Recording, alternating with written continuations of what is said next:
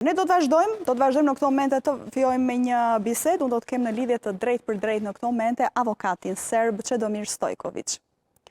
Zoti Stojković, përshëndetje. Hello. Thank you very much for being with us in this interview. Thank you very much for having me. Mr. Stojković, today I'll be the translator for this interview. Okay. Thank you very much. Atëherë, unë do të jem edhe përkthyese sot në këtë intervistë me zotin Čedomir Stojković. Zoti Stojković, opozita në Greqi kërkon zgjedhje të parakohshme. Përse? Mr. Stojković, the opposition in Serbia demands early elections. Why?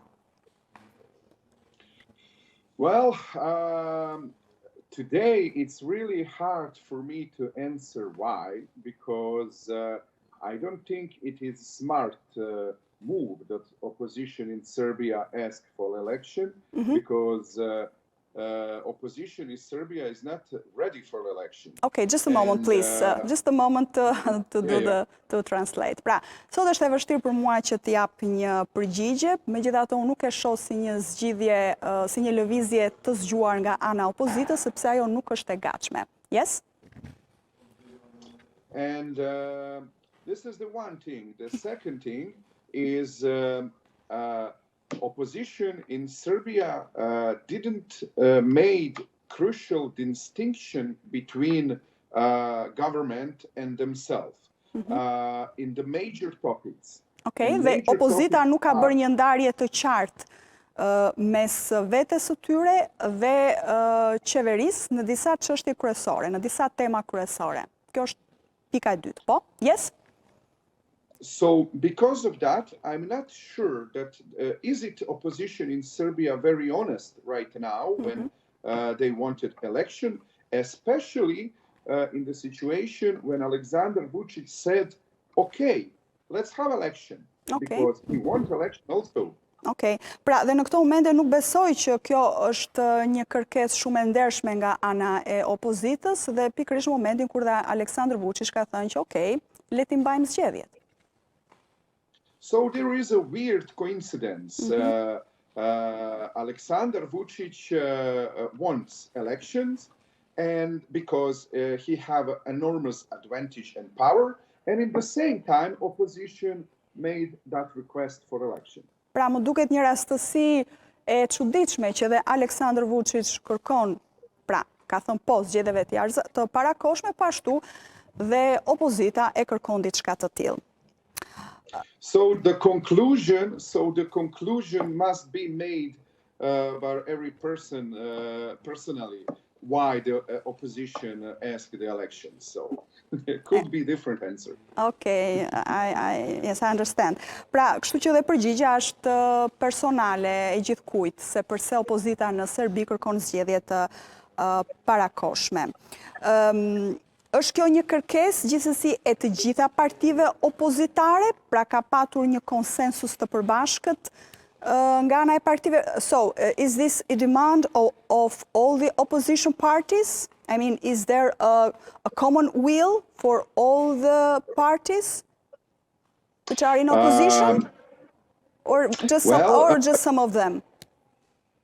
We have a weird situation in Serbia because there is part of the real opposition, but there is also the part which is opposition under control of Aleksandar Vučić. Okay. So the opposition of direct control under Aleksandar Vučić didn't make that request. Okay, I got it.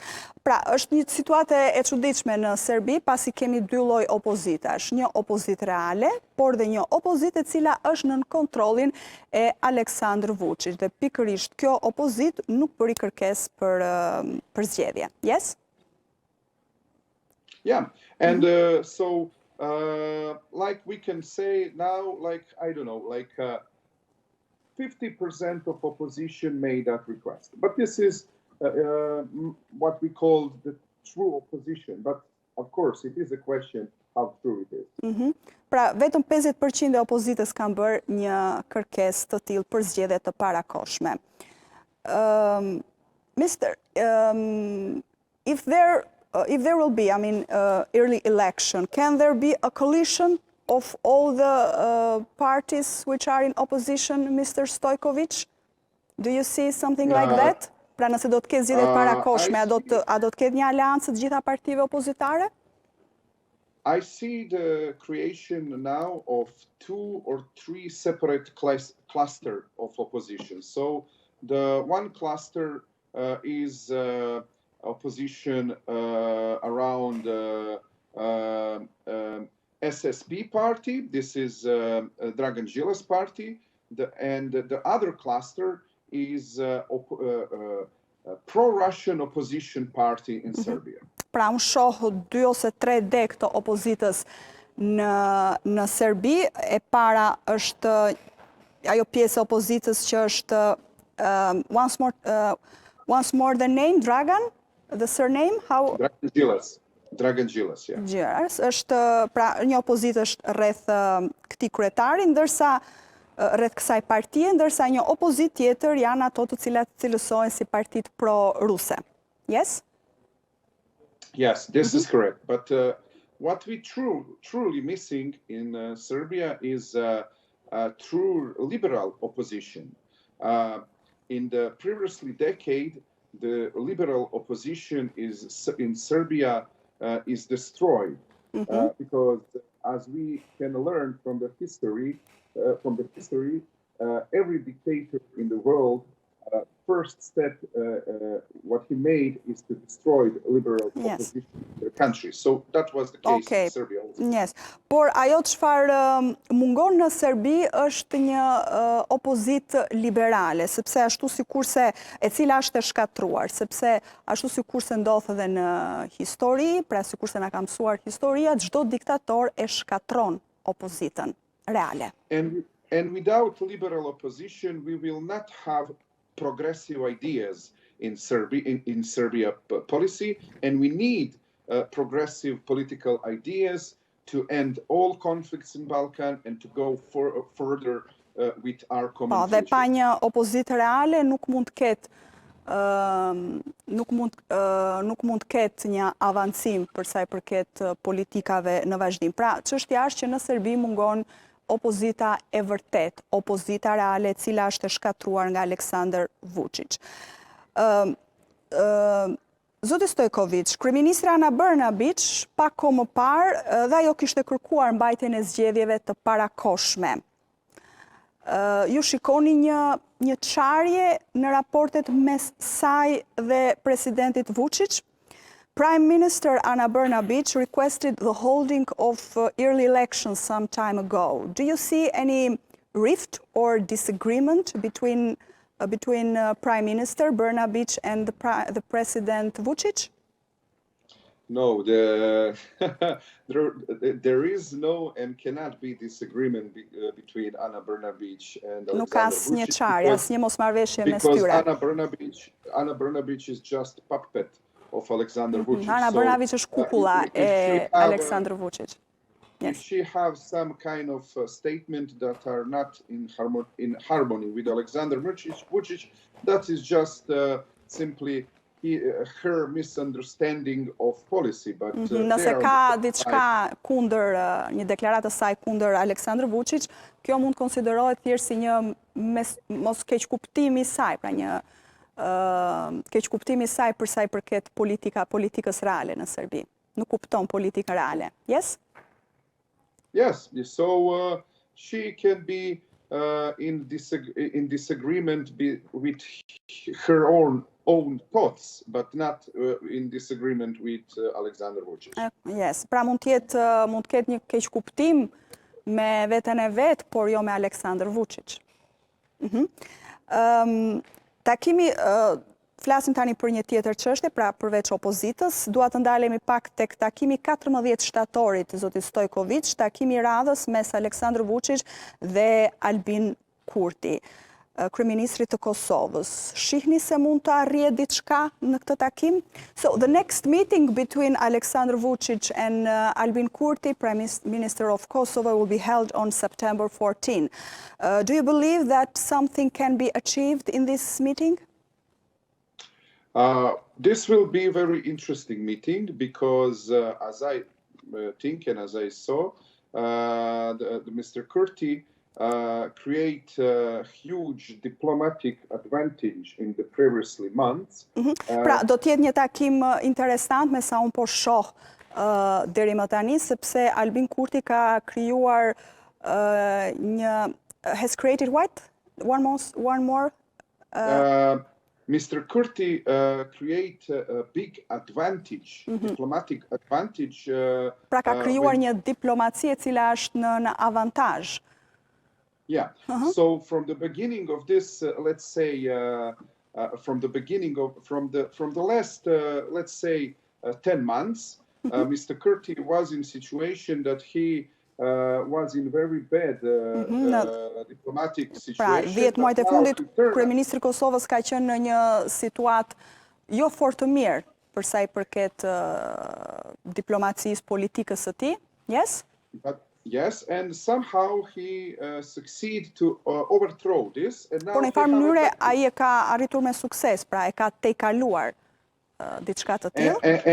And in situation when we saw that Mr. Macron, President of France, put threats for sanctions and visa regime in that situation, and when we saw the recent statement from General Secretary of NATO, Jens Stoltenberg, with the meeting with Vjosa Osmani, when he said that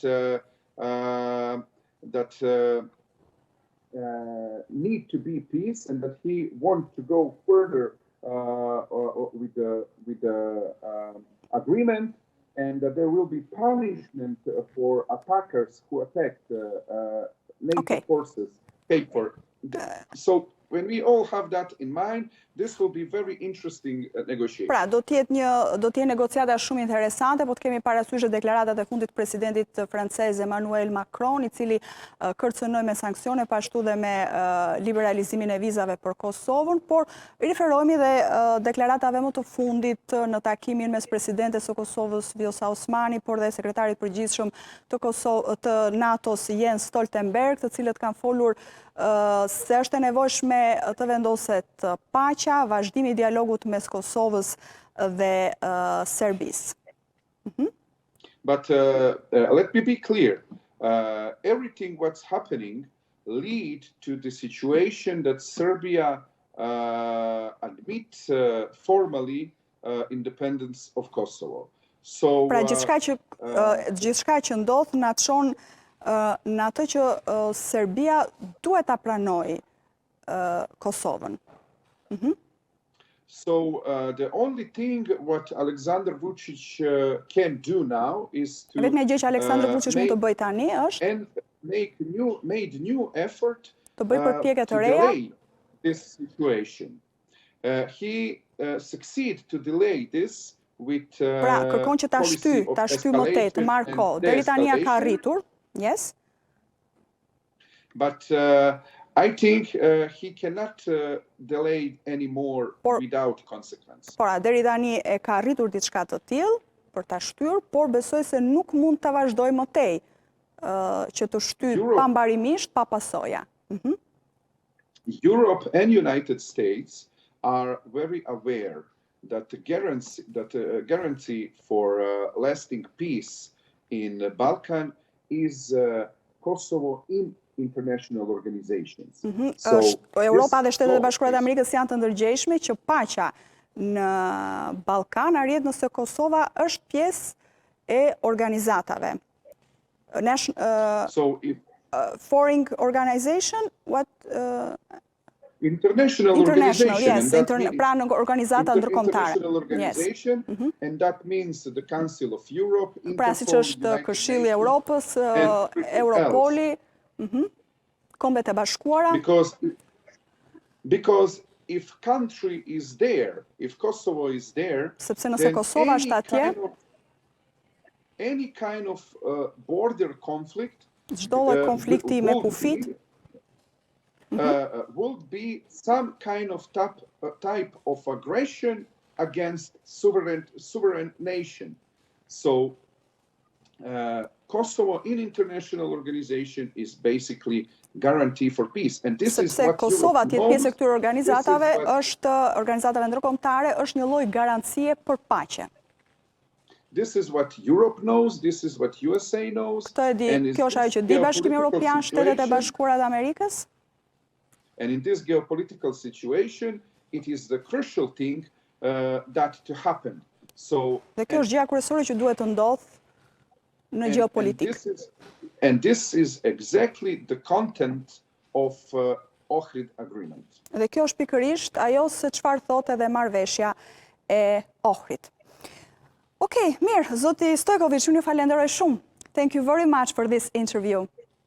Thank you very much for having me. It is a Have nice day. pleasure always. Thank you. Thank you, Mr. Stojković.